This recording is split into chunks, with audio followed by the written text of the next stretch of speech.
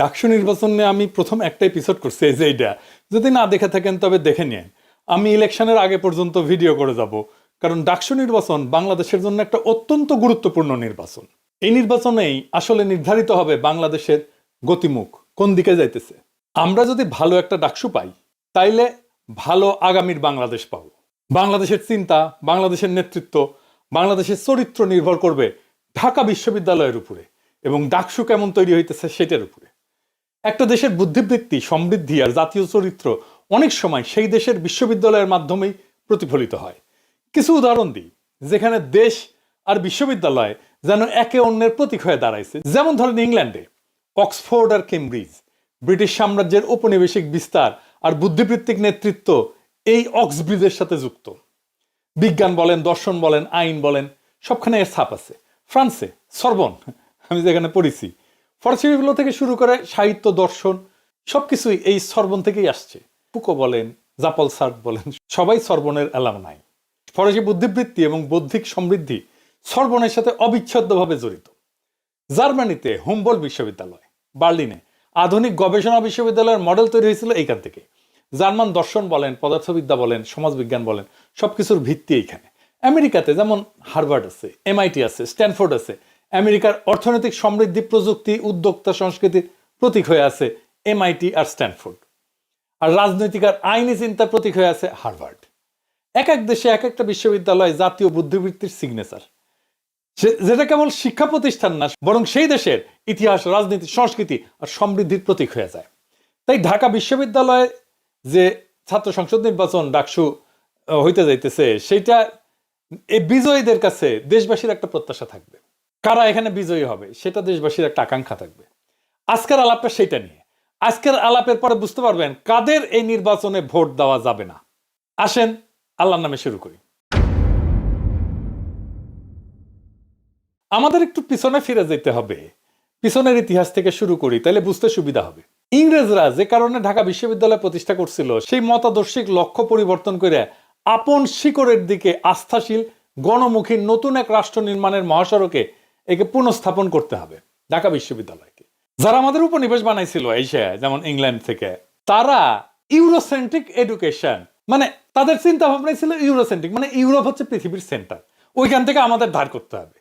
এখানে ইউরোপীয় শিক্ষা, সংস্কৃতি এবং সভ্যতার বিষয়বস্তুকে অগ্রাধিকার দেওয়া হয়। এই ব্যবস্থা বদলে ফেলে বাংলাদেশি জাতি গঠন প্রক্রিয়াকে জোরদার করার লক্ষ্যে এদেশের মানুষের মুসলিম সত্তার প্রতি শ্রদ্ধাশীল এক নতুন শিক্ষা ব্যবস্থার প্রবর্তন ঘটাইতে হবে। কঠিন এই লক্ষ্য অর্জনের জন্য প্রথমে বুঝতে হবে কিভাবে হিন্দুস্তানে ঢুকে ব্রিটিশেরা ধীর পায়ে আগাইছিল। তারা 1757 সালে প্রথমে দখল করে বাংলার নবাবী সিরাজউদ্দৌলাকে পরাজিত করে। 1765 সালে বক্সারের যুদ্ধে মীর কাসিমের পরাজয়ের ভিতর দিয়ে এই দখল সম্পূর্ণ হয়। বাংলার নবাবদের মুর্শিদাবাদের দরবারের আমির আমত্তদের ভেতরে হিন্দু মুসলমান মোটামুটি সমান সমান থাকলেও ইংরেজরা মুসলমানদের সন্দেহের চোখে দেখত এবং শত্রু হিসেবে গণ্য করা শুরু করলো। মুসলমানরা ইংরেজদের কাছে বিশেষ করে শত্রু হয়ে পড়ার দুইটা কারণ থাকা সম্ভব। এক, ইংরেজরা মুসলমানদের নবাবী উৎখাত করে ক্ষমতা দখল করছিল, ফলে দরবারে মুসলমানদের উপরে বাড়তি নজর রাখতো। তারা এদেরকে নবাবের স্বাভাবিক বন্ধু ভাবত। বিপরীতভাবে তারা মুসলমান বিদ্বেষী সাম্প্রদায়িক ভাবনা থেকে হিন্দুদেরকে বন্ধু হিসেবে গণ্য করত। 2 নম্বরে তো ব্রিটিশেরা তো খ্রিস্টান, তো খ্রিস্টান হিসেবে মুসলমানদের নিয়ে ইউরোপীয় স্মৃতির শরিক ছিল ব্রিটিশ ইংরেজরাও। সেটা কি?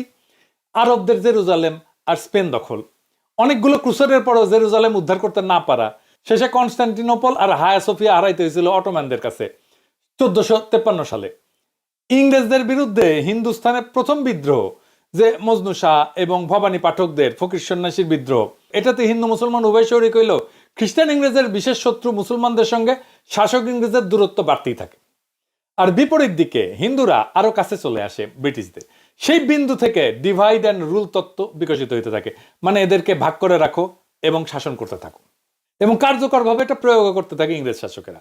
1793 সালে চিরস্থায়ী বন্দোবস্ত প্রবর্তনের মাধ্যমে ইংরেজরা হিন্দুস্তানের হিন্দু মুসলমানের ভেতরকার ফ্যাসাদকে রাজনৈতিক রূপ দিতে কাজ শুরু করে এবং কয়েক বছরের মধ্যে একে পাকাপাকিভাবে প্রতিষ্ঠা করতে সক্ষম হয়। জমির নয়া বন্দোবস্তে অল্প সংখ্যক মুসলমান বাদে সংখ্যাগরিষ্ঠ জমিদারি ছিল হিন্দু। এইখানে খেয়াল রাখা দরকার, হিন্দুস্তানের নিম্ন বর্ণের গরিব হিন্দু আর বৌদ্ধরা ইসলামের সমতার প্রেরণায় আকৃষ্ট হয়েছিল বলে স্থানীয় মুসলমানরা প্রায় সবাই ঐতিহাসিকভাবে গরিব ছিল। হিন্দু ধর্মের বর্ণপ্রথা এবং জাতপাত ইংরেজদের নীল চাষ আর ভূমির নয়া বন্দোবস্তে জমিদারদের অতিরিক্ত খাজনার শোষণের ফল হিসেবে খাদ্যাভাব এবং দুর্ভিক্ষে মরতে শুরু করে বাংলার গরিবেরা। এর সবচেয়ে বিশাল শিকার হইতে হয় বাংলার মুসলমানদেরকে। অবর্ণনীয় নিগ্রহের জবাবে নানান মাত্রায় চলতে থাকে প্রতিরোধ। তারই ধারাবাহিকতায় 1857 সালে মহাবিদ্রোহ ঘটে, যাতে মুসলমানদের অংশগ্রহণ এবং নেতৃত্ব ছিল চোখে পড়ার মতো ব্যাপক। মানে এটাকেই সিপাহী বিদ্রোহ বলে জানি আমরা।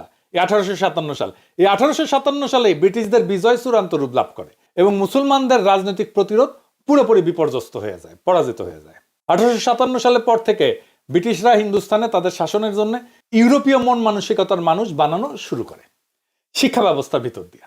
সেই লক্ষ্যে বাস্তবায়ন করতে 1857 সালে সরকারি ভাষা পরিবর্তন ঘটায়, ফার্সির বদলে ইংরেজি প্রতিষ্ঠা করে। মানে আগে ছিল ফার্সি, এখন ইংরেজি প্রতিষ্ঠা করে। বেশিরভাগ মুসলমানদের রাষ্ট্র, সরকার এবং রাজনৈতিক নেতৃত্ব পরাজিত হবার পরে এরা নিঃস্ব হইয়া ইংরেজের প্রবর্তিত আধুনিক শিক্ষায় খুব কম সংখ্যায় ঢুকতে থাকে। বহু আগে ইংরেজদের কোলে ওঠা হিন্দুদের সাথে কিছু মুসলমান তাল মেলাইতে চেষ্টা করে। একই সঙ্গে হিন্দুস্তান 1857 সালের পর কোম্পানি শাসন থেকে ব্রিটিশ রাজের শাসনে উন্নীত হয়, সরাসরি ব্রিটিশরা শাসন করতে শুরু করে। এই ব্রিটিশ ক্রাউনের কাছে প্রজা হিতৈষী নীতির মানে ছিল শরীরের রং কালো হইলেও একজন ইন্ডিয়ান রুচিতে যেন স্থানীয় ইউরোপীয় হয়ে ওঠে। অবশ্য 1857 সালের আগেই বিশ্বখ্যাত সমাজবিজ্ঞানী জন স্টুয়ার্ট মিল, যিনি ছিলেন ইস্ট ইন্ডিয়া কোম্পানির একজন প্রভাবশালী বোর্ড মেম্বার, জানেন তো, তার অনুপ্রেরণায় হিন্দুস্তান সিভিলাইজিং প্রজেক্টের আওতায় এদেশে ইউরোপীয় শিক্ষার প্রয়োগ শুরু হয়েছিল। মানে এদেরকে সভ্য করতে হবে, এটা অসভ্য। কিন্তু এত এত ঘটনা ঘটলেও বাংলার পূর্বাংশ, মানে এখন যেটা বাংলাদেশ, সেটা ছিল শিক্ষা এবং শাসনের কেন্দ্র থেকে অনেক দূরে। তাই পিছিয়ে থাকা পূর্ববঙ্গের মানুষ, যারা বেশিরভাগ ছিল মুসলমান, তাদেরকে কিছুটা উন্নয়নের ছোঁয়া দিতে ব্রিটিশরা 1905 সালে বঙ্গভঙ্গের ভেতর দিয়া পূর্ব বাংলাকে আলাদা প্রশাসনিক অঞ্চল হিসেবে ঘোষণা করে। কিন্তু ইংরেজ শিক্ষিত কলকাতার বর্ণ হিন্দু এবং পূর্বাঞ্চলের জমিদারেরা তাদের আধিপত্য বজায় রাখতে সামাজিক, সাংস্কৃতিক, রাজনৈতিক ক্ষেত্রে প্রবলভাবে এর বিরোধিতা শুরু করে। ফলে পূর্ববঙ্গের অধিবাসীদের অর্থনৈতিক অগ্রগতি সাধনের এই ব্রিটিশ প্রকল্প ব্যাপক বাধার সম্মুখীন হয়। এই জমিদার হিন্দুরা বোমাবাজি করে আগুন জ্বালা একের সারখার করে দিছিল। ওই সময় হিন্দু শাসিত প্রভাবিত অভিন্ন বঙ্গ ধরে রাখার প্রেরণা জোরদার করতেই রবীন্দ্রনাথ ঠাকুর বঙ্গভঙ্গের প্রতিক্রিয়াতেই আমার সোনার বাংলা আমি তোমায় ভালোবাসি এই গানটা রচনা করেন। অর্থনৈতিক, সাংস্কৃতিক এবং রাজনৈতিকভাবে তৎকালীন অবিভক্ত বাংলার অধিপতি শ্রেণীর নেতৃত্ব হিন্দুদের সংঘবদ্ধ সংগ্রাম এবং প্রতিরোধের মুখে 1911 সালে মাত্র 6 বছরের মধ্যে ব্রিটিশ রাজ বঙ্গভঙ্গ রদ করতে বাধ্য হয়। যদি 1905 সালে গঠিত পূর্ববঙ্গ পৃথক রাজ্য হিসেবে টিকে যেত, তাহলে অল্প কয়েক বছরের মধ্যে নিশ্চয়ই এর রাজধানী ঢাকায় বিশ্ববিদ্যালয়, মেডিকেল কলেজ, ইঞ্জিনিয়ারিং কলেজ অনেক কিছু প্রতিষ্ঠিত হইতো। তো ব্রিটিশ রাজের এই সিদ্ধান্ত পরিবর্তন হওয়ায় পূর্ববঙ্গের মানুষরা আবার সেই পুরনো বঞ্চনার রাস্তায় ফিরে যায়। ফলে হিন্দু অধিপতি শ্রেণীর বহু বাধা ছিন্ন কইরা, বহু ক্লেশ সহ্য কইরা ঢাকায় প্রথম স্বতন্ত্র বিশ্ববিদ্যালয় প্রতিষ্ঠা হয় অনেক দেরিতে, 1921 সালে। ব্রিটিশ উপনিবেশিক আমলাতন্ত্র এবং কেরানিকুলে যাতে মুসলমানেরা স্থান না পায়, তাই তৎকালীন কলকাতার ক্ষমতাশালী এবং অভিজাত শ্রেণী ঢাকা বিশ্ববিদ্যালয় প্রতিষ্ঠার তীব্র বিরোধিতা করছিল। তবে সমস্ত প্রতিকূলতা উপেক্ষা কইরা 1921 সালে ঢাকা বিশ্ববিদ্যালয় প্রতিষ্ঠিত হয়। এর ফলে পূর্ব বাংলার মুসলিমদের ভাগ্য উন্নয়নের যে নতুন সুযোগ সৃষ্টি হয়েছিল, এতে কোনো সন্দেহ নাই। কিন্তু বাস্তবে যা ঘটছে তা হলো এই অঞ্চল শাসন করার জন্য একটা নতুন গোষ্ঠীর অভ্যুদয় হয়েছে, যারা মানসিকভাবে পশ্চিমের অনুরাগী, তাদের রাজনৈতিক এবং সাংস্কৃতিক ব্যবস্থার অনুসারী এবং স্বদেশের সম্পদ বিদেশে পাচারকারী একটা নব্য ধনিক এবং মধ্যবিত্ত শ্রেণী, যাদের কাছে দেশ একটা উপনিবেশ, যাদের কাছে বাংলাদেশের কোনো ভবিষ্যৎ নাই, সমস্ত ভবিষ্যৎ পশ্চিমে। ঢাকায় একটা বিশ্ববিদ্যালয় প্রতিষ্ঠায় ইংরেজদের অনেক উদ্দেশ্যে প্রধান 3টা উদ্দেশ্য ছিল: 1, ইংরেজ প্রশাসনের সহযোগী অনুগত কর্মচারী তৈরি করা; 2, উপনিবেশিক শাসকদের তৈরি রাজনৈতিক বন্দোবস্ত জারি রাখা; এবং 3, পশ্চিমা সংস্কৃতির প্রতি অনুগত এমন একটা শিক্ষিত জনগোষ্ঠী তৈরি করা, যারা ইংরেজ শাসনের পশ্চিম অভিমুখী যাত্রা চলমান এবং অব্যাহত রাখবে। এরা দেখতে বাদামি বা কালো রঙের বাঙালি মুসলমান হইলেও ভাবাদর্শ, মনন, চালচলনে হবে সাদা সাহেব এবং মেম সাহেবের বাচ্চা। প্রতিষ্ঠাকাল থেকেই এই বিশ্ববিদ্যালয় ইংরেজ সরকারের চাহিদা মতো নেতা, নেত্রী, আমলা, লুটেরা, বণিক, চামচা, শিক্ষক, বুদ্ধিজীবী, নানান পেশাজীবী তৈরির একটা কারখানায় পরিণত হয়। পূর্ব বাংলার খেটে খাওয়া কৃষক, মজুর, শ্রমিকদের হাড় ভাঙা পরিশ্রমের টাকায় গড়ে ওঠা এই প্রতিষ্ঠান শুরু থেকেই স্বদেশবাসীর উন্নয়নের উদ্দেশ্য এবং লক্ষ্যের সাথে বিশ্বাসঘাতকতা করছে।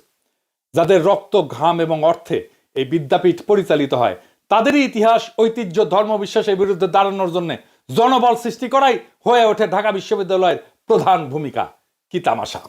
তবে আপন কৃষ্টি, সংস্কৃতি এবং দেশপ্রেমে উদ্বুদ্ধ হাতে গোনা অল্প কিছু দেশপ্রেমিক মানুষও এই বিশ্ববিদ্যালয় থেকেই বাড়াইছে। ভাবাদর্শগত ঝোঁকের কারণে এই শিক্ষা প্রতিষ্ঠানের শিক্ষক শিক্ষার্থীরা নিজেদের অজান্তেই এখনো ইংরেজ উপনিবেশিক সংস্কৃতি দিয়ে আচ্ছন্ন হয়ে আছে। 47-এর দেশ স্বাধীনের 78 বছর পরেও এখনো তারা ব্রিটিশ রাজের রাজধানী কলকাতাকেই কেন্দ্র মনে করে তাদের। কালের বিবর্তনে কলকাতা ইন্ডিয়ার একটা পরিত্যক্ত স্মৃতিতে পরিণত হইলেও তাকেই মানদণ্ড ধরে এবং অনুসরণ করে এরা তথাকথিত উচ্চস্তরে উন্নীত হওয়ার চেষ্টা চালায়। লোভের এই লক্ষ্যস্থল কলকাতায় তাদেরকে ক্রমশ মুসলিম বিদ্বেষী করে তোলে। এর চূড়ান্ত পরিণামে পশ্চিমী তাদের ক্যাবলায় পরিণত হয়। ঢাকা বিশ্ববিদ্যালয়ের শিক্ষাক্রমে উত্তীর্ণরা এখনো ইংরেজদের তৈরি সেই সিস্টেম বা ব্যবস্থাকে অনুসরণ করে চলতেছে। এখনকার জ্ঞান উৎপাদনের সিলসিলা পুরোপুরি পশ্চিম কেন্দ্রিক, যেটাকে ইংরেজিতে বলে ইউরোসেন্ট্রিক।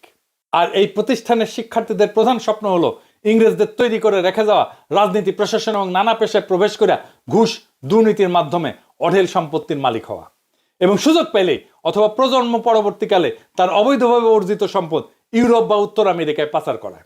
1947 সালে ইংরেজ এবং 1971 সালে পাকিস্তানের শাসন থেকে দুইবার আজাদি লাভের পরেও এই বিশ্ববিদ্যালয়ের আদর্শগত অভিমুখের বা ক্যাবলার কোনো পরিবর্তন ঘটেনি। এইটা এখনো নিজ দেশের ভিত্তিমূলের দিকে ঘুরে তাকায়নি। উপরন্ত দিনের পর দিন এর শিক্ষক এবং শিক্ষার্থীদের মান দুটেই অধঃপতিত হয়েছে। এর ফলে এখান থেকে স্বদেশের প্রতি বৈরী, খুবই নিম্নমানের বিকৃত মানসিকতার একদল লোক তৈরি হয়েছে এবং হচ্ছে। এমন একটা পরিস্থিতির মধ্যে আমরা এই রাষ্ট্রের সবচেয়ে বড় বিনিয়োগ আছে যে বিশ্ববিদ্যালয়, তাকে ছাইড়া দিতে পারি না। এর অভিমুখ অবশ্যই বদলায় দিয়া একে দেশ গড়ার সঠিক পথে স্থাপন করতে হবে। ঢাকা বিশ্ববিদ্যালয়ের বাংলা বিভাগের প্রথিতযশা অধ্যাপক মরহুম আহমেদ শরীফ ঢাকা বিশ্ববিদ্যালয়ের শিক্ষকতা জীবনের অভিজ্ঞতা এবং রাজনৈতিক হস্তক্ষেপ, সহকর্মীদের মধ্যে নীতিহীনতা এবং সামগ্রিকভাবে জ্ঞান চর্চার পরিবেশের অধঃপতনের বিস্তারিত এবং কঠোর চিত্র তুলে ধরে বিভিন্ন সময় লেখা, সাক্ষাৎকার, বক্তব্য ব্যাপক সমালোচনা করছেন। তিনি বলতেন, এখন ঢাকা বিশ্ববিদ্যালয়ের নীতি বলে কিছু নাই, আছে শুধু স্বার্থ। এখানে শিক্ষকতা পেশাটা নৈতিক ও বুদ্ধিবৃত্তিকভাবে দেউলিয়া হয়ে পড়ছে। মনীষী আহমেদ ছফা তার ধ্বস্ত বিধ্বস্ত বিশ্ববিদ্যালয় প্রবন্ধে বাংলাদেশের শিক্ষা ব্যবস্থা, বিশেষ করে ঢাকা বিশ্ববিদ্যালয়ের এই বিবর্তনের কঠোর সমালোচনা করছেন। তিনি একে মুমূর্ষ, রুগ্ন প্রতিষ্ঠান হিসেবে আখ্যায়িত করছেন। 1995 সালে প্রকাশিত গাভী বৃত্তান্ত উপন্যাসে তিনি এই বিশ্ববিদ্যালয়ের শিক্ষক রাজনীতির নোংরা, জটিল চিত্র তুলে ধরছেন। এখানে উপাচার্য পদ সহ অন্যান্য পদের জন্য শিক্ষকদের মধ্যে যে ধরনের নৈতিক স্খলন, রাজনৈতিক আনুগত্য এবং ক্ষমতার জন্য কারাকারি দেখা যায়, এর হীনমান এবং রুচিশূন্যতার বর্ণনা মেলে তার ওই গাভী বৃত্তান্তে। এর মাধ্যমে তিনি দেখাইছেন কিভাবে প্রগতিশীল এবং অসাম্প্রদায়িক মতাদর্শের কথা বলতে বলতে এই শিক্ষায়তনকে একটা বন্ধা, নিষ্ফলা, অকেজ প্রতিষ্ঠানে পরিণত করা হয়েছে। আহমেদ ছফা বহু আগেই 1975 সালে যে নোংরা এবং লজ্জাজনক রাজনীতির সমালোচনা করছিলেন তা এখনো বিদ্যমান এবং চলমান আছে। তার মতে ঢাকা বিশ্ববিদ্যালয় এখন জ্ঞান বিতরণের কেন্দ্র না, বরং ক্ষমতা এবং সম্পদ আহরণের একটা লড়াইয়ের ক্ষেত্র। দার্শনিক চিন্তক কবি ফরাদ মাজার তার বিভিন্ন লেখায় এবং বক্তৃতায় বলছেন যে ঢাকা বিশ্ববিদ্যালয় মরে গেছে। এটা এখন মরচে পড়া দপ্তরি ব্যবস্থা, যেখান থেকে বছর শেষে কিছু সনদ বিতরণ ছাড়া আর কিছু হয় না। এর সাথে জ্ঞান, বিজ্ঞান বা শিক্ষার কোনো সম্পর্ক নাই। এটা ক্ষমতাসীন রাজনীতির বৌদ্ধিক দাস অথবা ইন্টেলেকচুয়াল স্লেভে পরিণত হয়েছে এবং এই প্রতিষ্ঠান থেকে সৃজনশীলতা বা মুক্ত চিন্তা আশা করা বৃথা। অধ্যাপক সলিমুল্লাহ খান তার বিভিন্ন প্রবন্ধ, নিবন্ধ ও বক্তব্যে ঢাকা বিশ্ববিদ্যালয়ের দুরবস্থার কথা তুলে ধরছেন। তার মতে বাংলাদেশ প্রতিষ্ঠার পর গণতন্ত্রায়নের নামে দেশের সবচেয়ে গুরুত্বপূর্ণ এই উচ্চ শিক্ষা প্রতিষ্ঠানকে একটা উর্বর, ফলনশীল এবং কার্যকর বিশ্ববিদ্যালয় হিসেবে বিকশিত হয়ে না দিয়ে পুরোপুরি ধ্বংস করা হয়েছে। এখন এখানে কোনো শিক্ষা, গবেষণা, জ্ঞান, বিজ্ঞান এই সমস্ত একাডেমিক কাজকর্ম আর হয় না। ডাকসু নির্বাচনে বিভিন্ন শিক্ষার্থী সংগঠনের ইশতেহার যে কর্মসূচি বা দাবি দেওয়া থাকা উচিত বলে আমি মনে করি, সেটা নিয়ে আমি কিছু আলাপ করছিলাম। আজকে আমি খুব স্পষ্টভাবে বলতে চাই কয়েকটা দফার কথা। 1 নাম্বার, ঢাকা বিশ্ববিদ্যালয়ের শিক্ষা জ্ঞান চর্চার অভিমুখ স্বদেশ এবং আপন ধর্ম, ঐতিহ্য এবং শিক্ষার সাথে সামঞ্জস্যপূর্ণ করে বাংলাদেশি জাতীয়তাবাদী ধারায় নতুন করে গড়ে তুলতে হবে। 2 নাম্বার, দেশের সবচেয়ে গুরুত্বপূর্ণ শিক্ষাঙ্গনকে অবশ্যই আওয়ামী ফ্যাসিবাদ, ইন্ডিয়ান আধিপত্যবাদ এবং ইউরোপ কেন্দ্রিক উপনিবেশিক শিক্ষা ব্যবস্থা থেকে মুক্ত করতে হবে। 3 নাম্বার, বিশ্ব শীর্ষ বিশ্ববিদ্যালয়ের শিক্ষা কার্যক্রম, গবেষণা কর্ম এবং প্রশাসন যেভাবে পরিচালিত হয় সেই আঙ্গিকে নতুন বিধিবিধান, নীতিমালা প্রণয়ন করে ঢাকা বিশ্ববিদ্যালয়কে পুনর্গঠন করতে হবে। 4 নাম্বার, 1973 সালে হাসিনার বাপ মুজিব প্রবর্তিত বিশ্ববিদ্যালয় অধ্যাদেশ বাতিল করে এখানে শিক্ষকদের দলবাজি নিষিদ্ধ করতে হবে। ভোটের মাধ্যমে ভিসি, ডিন এবং বিভিন্ন পদে নিয়োগের প্রক্রিয়া বন্ধ করতে হবে। 5 নাম্বার, শিক্ষকদের যথেচ্ছাচার, অবিচার, ফাঁকিবাজি এই সমস্ত রোধে তাদের জন্য মূল্যায়ন বা রেটিং ব্যবস্থা চালু করতে হবে। শিক্ষার্থীদের মতামতের ভিত্তিতে শিক্ষকদের মূল্যায়ন ব্যবস্থা চালু করে তা সবার জন্য উন্মুক্ত করে দিতে হবে। পাশাপাশি সরকারি চাকরির মতো চিরস্থায়ী নিয়োগ পদ্ধতি থেকে বাইর হইয়া উচ্চ বেতনে মেয়াদ ভিত্তিক চুক্তিতে শিক্ষক নিয়োগ দিতে হবে। রেটিং অনুযায়ী শিক্ষকতার মান বিচার করে চুক্তি নবায়নের ব্যবস্থা চালু করতে হবে।